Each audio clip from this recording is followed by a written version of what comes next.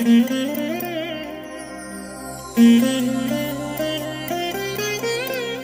దినం పరము నుండి దిగివచ్చు మాట. ఇది నీ జీవితానికి వెలుగుల బాట. నీ ఒడిలో ఉంచబడిన దీవెనల మూట, అద్భుతాల ఆనంద ఊట.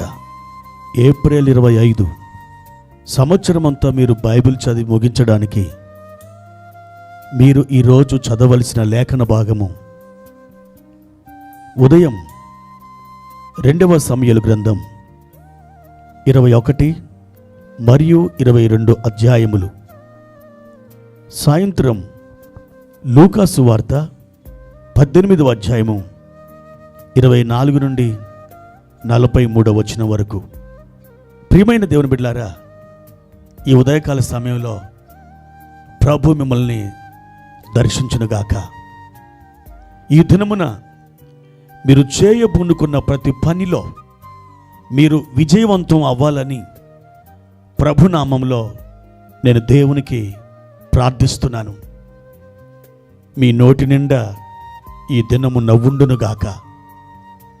ప్రియమైన దేవుని బిడ్డలారా, ఈరోజు ప్రభు మనకిచ్చిన లేఖన భాగాన్ని చదువుకుందాం. ఆదికాండము 28వ అధ్యాయము 20 నుండి 22వ వచనం వరకు. అప్పుడు యాకోబు, నేను తిరిగి నా తండ్రి ఇంటికి క్షేమముగా వచ్చినట్లు దేవుడు నాకు తోడయుండి నిన్ను వెలుచున్న ఈ మార్గములో నన్ను కాపాడి తినుటకు ఆహారమును ధరించుకొనుటకు వస్త్రములను నాకు దయచేసిన ఎడల యెహోవా నాకు దేవుడై ఉండును. మరియు స్తంభముగా నేను నిలిపిన ఈ రాయి దేవుని మందిరమగును. మరియు నీవు నాకిచ్చు యావత్తులో 10వ వంతు నిశ్చయముగా నీకు చెల్లించదనని మొక్కుకొనెను. ప్రియమైన దేవుని బిడ్డలారా, నిన్నటి దినాన యాకోబు గురించి, ఆ బేతేలు యొక్క దర్శనం గురించి కొన్ని విషయాలు మనం ధ్యానం చేశాం. ఈరోజు ఉదయకాలం ప్రభు ఆ లేఖన భాగంలో నుండి మరికొన్ని విషయాలు మీతో మాట్లాడాలని ఆయన ఆశపడుతున్నాడు. ప్రియమైన దేవుని బిడ్డలారా, దేవుడు అదే లేఖన భాగం నుండి ఈరోజు మరికొన్ని విషయాలు మీతో మాట్లాడాలని ఆయన ఆశపడుతున్నాడు. యాకోబు ఒక అద్భుతమైన దర్శనాన్ని చూశాడు. ఆ దర్శనములో ప్రభువారు చెప్పారు, యాకోబు, నేను నీ సంతానాన్ని ఇసుక రేణువుల వలె విస్తరింపజేస్తాను. నీ సంతానం తూర్పుకు, పడమరకు, ఉత్తరానికి, దక్షిణానికి వ్యాపించబోతుంది. అంతేకాదు, నేను నీతో చెప్పినది నెరవేర్చు వరకు నిన్ను విడువను అని కూడా ఆయన వాగ్దానం చేశాడు.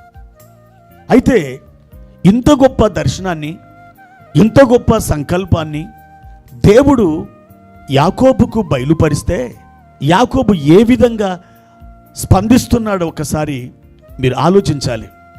యాకోబు అంటున్నాడు, దేవా, నేను వెళుతున్న మార్గంలో కాపాడు, నన్ను చక్కగా తోడుకొని రమ్ము, నాకు తినుటకు ఆహారం దయచేయండి, ధరించుకోవడానికి వస్త్రాలు ఇవ్వండి అని ఏదేదో విషయాలను ఆయన మాట్లాడుతున్నాడు.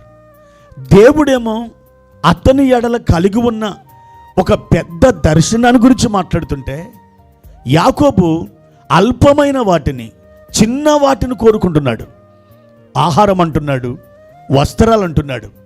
ప్రియమైన దేవుని బిడ్డలారా, ఇక్కడ మనం ఒక పాఠం నేర్చుకోవాలి.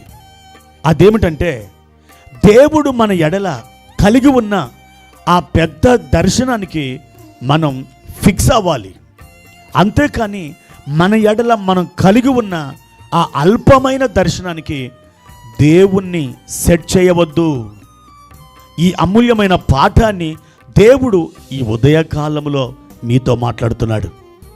దేవుడు మీ ఎడల ఏ దర్శనమైతే కలిగి ఉన్నాడో, ఏ సంకల్పమైతే కలిగి ఉన్నాడో, ఆ సంకల్పానికి మీరు విధేయులవ్వాలి, మీరు లోబడాలి. అంతేకాని మీ యొక్క అల్పమైన స్థాయికి దేవుణ్ణి ఎన్నడూ కూడా దిగజార్చవద్దు. దేవుణ్ణి ఎప్పుడు ఆ చిన్న ఉద్దేశాలకి దిగజార్చవద్దు. ప్రియమైన దేవుని బిడ్డలారా, మీరు దేవుని ఎడల ఎటువంటి ఆలోచన కలిగి ఉంటారో మీరు అలాగే రూపాంతరం చెందుతారు. దేవుడు మీకు ఇచ్చిన దర్శనాన్ని మీరు అర్థం చేసుకోగలిగితే ఆ దర్శనాన్ని నిత్యము మీరు ధ్యానం చేయండి, నిత్యము దాన్ని తలపోయండి. ఒక చెట్టును నాటినప్పుడు మనం నీళ్లు పోసి ఎరువేసి ఏ విధంగా దాన్ని పెంచుతామో దేవుడు మీకు ఇచ్చిన దర్శనాన్ని మీరు అలాగూ పెంచుతూ ఉండాలి.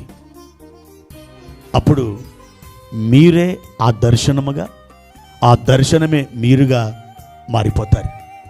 ఒక దినం ఆ దర్శనం మీ కన్నుల ఎదుట నెరవేరడం 100% మీరు చూడగలుగుతారు. దేవుని కృప మీకు తోడై ఉండునుగాక. ప్రార్థన. ప్రియమైన తండ్రి, మీ ఘనమైన నామానికి వందనాలు. మీరు మా ఎడల కలిగిన ఆ దర్శనానికి మేము ఫిక్స్ అవ్వాలి. అంతేకాని అల్పమైన మా దర్శనానికి మిమ్మలను ఎన్నడూ కూడా సెట్ చేసేటట్టుగా మేము ఉండకుందుముగాక. మా ప్రియమైన తండ్రి, ఈ ఉదయకాల సమయంలో మీ దర్శనాన్ని నెరవేర్చే సాధనముగా మమ్మల్ని మార్చండి. మా ప్రియులను అట్టి రీతిగా నడిపించండి. అల్పమైన స్థాయి నుండి విశాలమైన పరిమాణం, పరిధి కలిగిన మీ ఉద్దేశాలకి మేము వ్యాపించినట్లుగా మాకు సహాయము చేయమని యేసు నామములో ఈ ప్రార్థన అడిగి వేడుకుంటున్నాము తండ్రి. ఆమెన్.